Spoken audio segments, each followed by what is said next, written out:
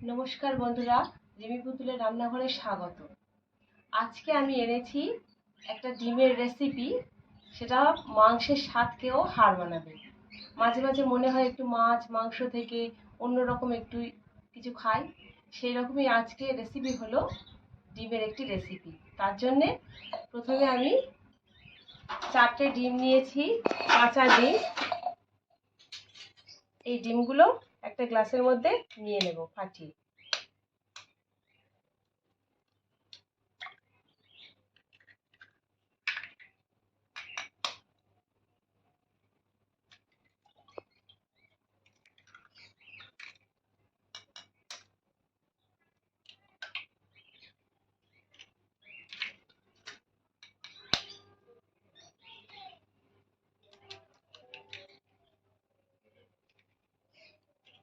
চারটে ডিমই ফাটিয়ে নিয়েছি।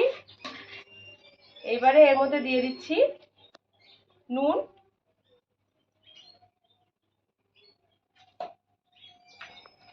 এবার দিয়ে দিচ্ছি একটু হলুদের গুঁড়ো,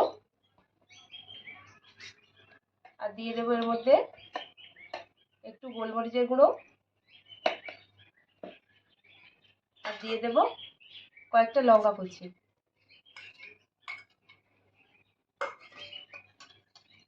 এবার ডিমটা খুব ভালো করে ফেটিয়ে নেব।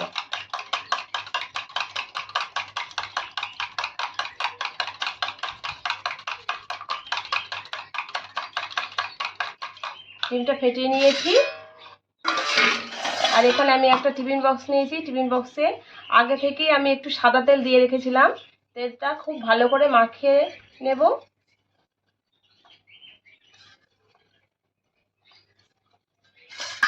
এবার ফেটানো ডিমটা এর মধ্যে ঢেলে দেব।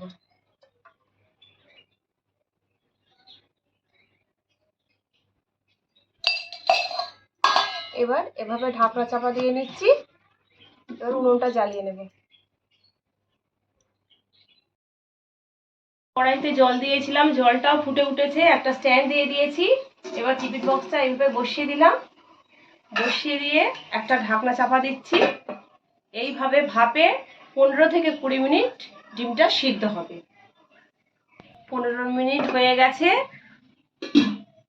ঢাকনা খুলে টিফিন বক্সটা নামিয়ে ঠান্ডা করে নেব। টিফিন বক্সটা ঠান্ডা করে নেব। এই ফাঁকে কয়েকটা আলু ভেজে নিচ্ছি।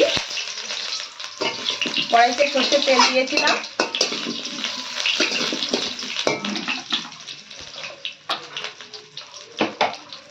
আলুর মধ্যে দিয়ে দিচ্ছি একটু নুন, আর দিয়ে দিচ্ছি একটু হলুদ।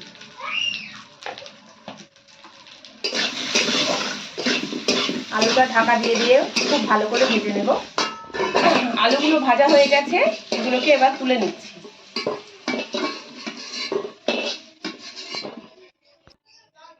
এদিকে টিফিন বক্স থেকে ডিমটা বার করে এইভাবে পিস পিস করে নিয়েছি। এগুলো হালকা তেলের উপর দিয়ে একটু ভেজে নেব।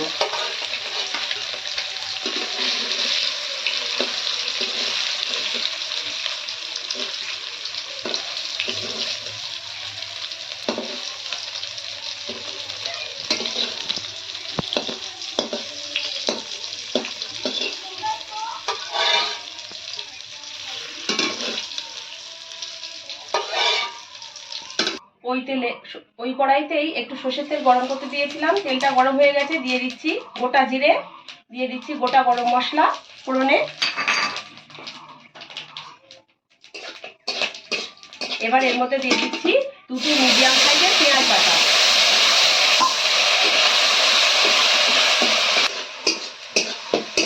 এবার এর মধ্যে দিয়ে দিচ্ছি একটা টমেটো বাটা।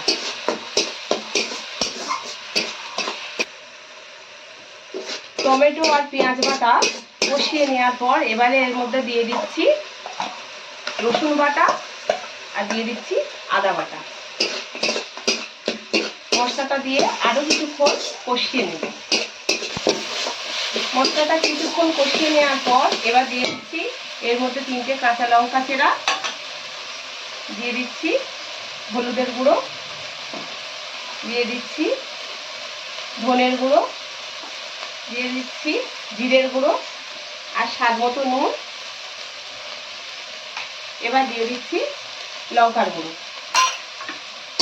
সব মশলাগুলো দেওয়া হয়ে গেছে, আবার কিছুক্ষণ কষিয়ে নেব। মশলাটাকে কষিয়ে নেওয়া হয়ে গেছে, তেলও ছেড়ে দিয়েছে, কাঁচা গন্ধও চলে গেছে। এবার দিয়ে দিচ্ছি 1 বাটি জল।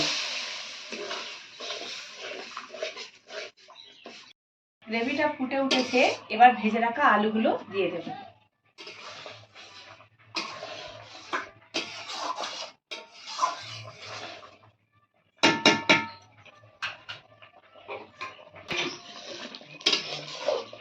গ্রেভিটা ফুটে অনেকটা কমে এসেছে, এবারে আমি ভেজে রাখা ডিমগুলো দিয়ে দিচ্ছি।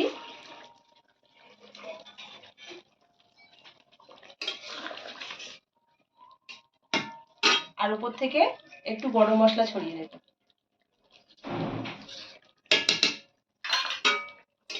ডিমটা দেওয়ার পরে রান্নাটা আরো 10 মিনিট এইভাবে বানিয়ে নেব। বন্ধুরা, তৈরি হয়ে গেছে ডিমের এই ভিন্ন স্বাদের রেসিপিটি। এটাকে আমি এখন নামিয়ে নেব। আর বন্ধুদের কাছে ভিডিওটি পুরো দেখার অনুরোধ রইল। আর যদি ভালো লেগে থাকে লাইক শেয়ার করে দেবেন, আর চ্যানেলটিকে সাবস্ক্রাইব করে আমার পাশে থাকবেন। আজকের মতো এখানেই শেষ করছি। ভালো থাকবেন, ধন্যবাদ।